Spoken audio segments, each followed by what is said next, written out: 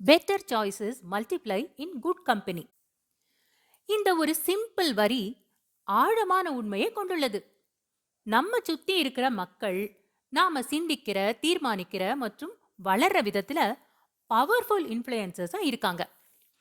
நல்லவர்களோட இருக்கிறதுங்கிறது வெறும் ஹாப்பி கான்வர்சேஷன்ஸோ இல்ல சந்தோஷத்தை பகிர்ந்துக்கிறதுக்காகவோ மட்டும் இல்ல. உங்களோட வேல்யூஸ், உங்களோட ஆக்ஷன்ஸ் அண்ட் உங்களோட மைண்ட் செட்டை உயர்த்தும் நண்பர்களோட நீங்க இருப்பது பற்றியது. நேர்மையான, தாட்ஃபுல்லான, மோட்டிவேட்டடான நண்பர்களோட நாம இருக்கும்போது அந்த குணங்களை நாமளே உள்வாங்கிக் கொள்ள நிறைய சான்ஸ் இருக்கு. நாம இன்னும் தெளிவா சிந்திக்க தொடங்குறோம், அதிக நேர்மையோட செயல்படுறோம், நமது பெஸ்ட் நேச்சருக்கு ஏத்த மாதிரி முடிவுகளை எடுக்கிறோம். இரும்ப கூர்மையாக்குறது போல நாம வச்சிருக்கிற தோழமை நம்மளுடைய தேர்வுகள், அதாவது சாய்ஸை செம்மைப்படுத்தலாம் அல்லது துருப்பிடிக்கவும் வைக்கலாம்.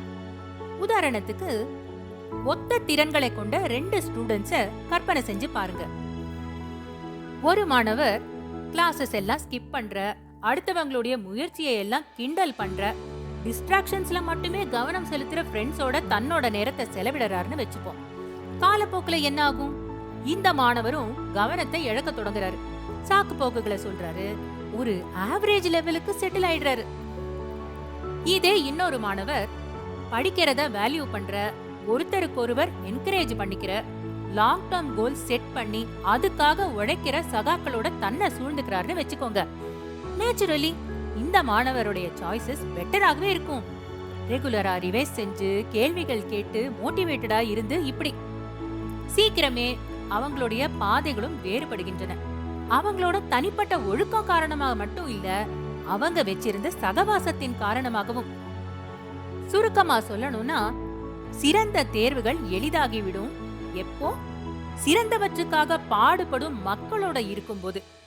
அதனால உங்களுடைய வட்டத்தை கவனமாக தேர்ந்தெடுங்கள். சரியான சகவாசத்தினால் ஒரு சின்ன நல்ல முடிவு கூட இன்னும் பல நல்ல முடிவுகளுக்கு வழிவகுக்கும். அதனால தான் சொன்னேன், better choices multiply in good company.